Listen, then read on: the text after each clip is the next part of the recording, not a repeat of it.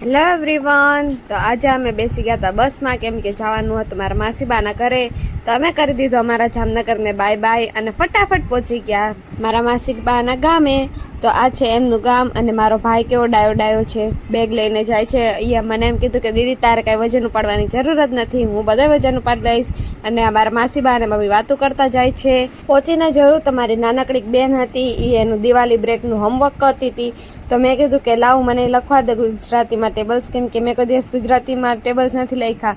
આમ આવડે છે પણ આ ગુજરાતીના નંબર્સ હોય ને એ જ મને ના ખબર પડે કે કયા નંબર કયા છે.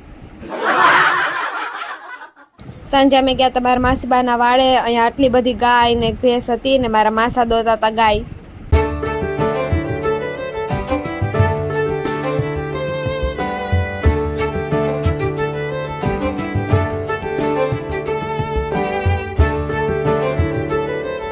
ત્યાંથી અમે ગયા હતા બજારમાં શાક લેવા માટે, અને ગામડામાં શાક આવી રીતના વેચાતું હોય, અને આ છે ત્યાંની બજાર. આજે તો નાનકડી બેનનો બર્થડે એટલે અમે ગયા હતા. અને જો જમીને મારા માસા લેવા આટલી બધી મગફળી. આ હતો આજનો મારો વિડીયો. જો તમને મારા વિડીયોઝ જોવા ગમતા હોય તો like, share and subscribe to my channel. And thank you so much guys for watching my video. Bye bye.